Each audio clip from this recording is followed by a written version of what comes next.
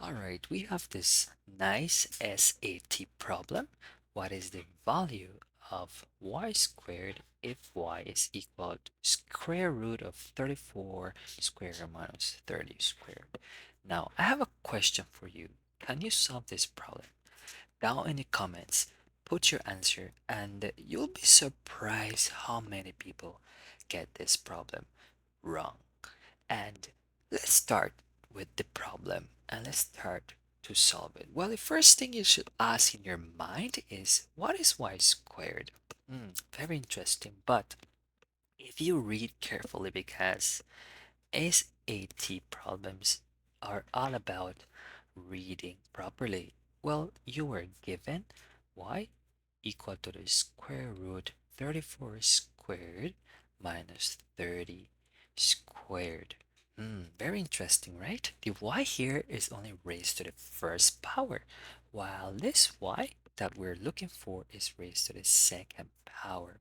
Now, what if we make that y squared? Of course we can do that. And what you do on one side you must do on the other side. Always remember this basic rule. So let's square this whole square root. And most of you don't know what to do after this step.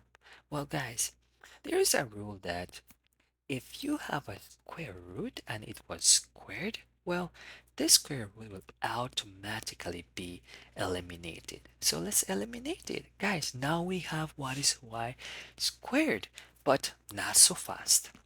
That doesn't mean you have finished solving the problem. No, no, no. You have to be very careful. We need to continue looking at the problem and see what we can do. So now we have what is y squared, but very interesting. What is the final answer? Well, guys, sometimes these numbers might be huge or big numbers. So, to avoid calculating too many things, let's apply this rule because if you pay close attention to this problem, there is a minus between 34 squared right here between 30 squared. There's a minus sign. So, if you notice, we have this formula x squared minus y squared, and if we see this, it's basically y plus, it's basically x plus y minus y. So let's label 34 as x and 30 as y.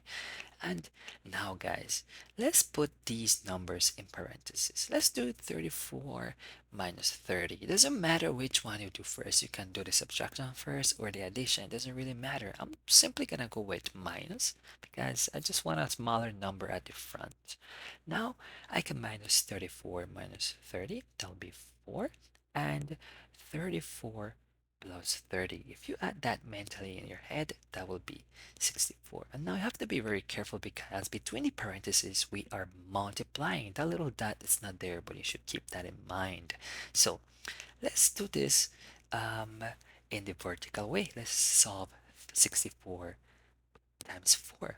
So 4 times 4 will be 16, and 6 times 4 is 24, but plus 1, that is 256. So guys, now we have what is y to the second power. If your answer was correct, let me know by liking this video. I'll see you in the next SAT math problem.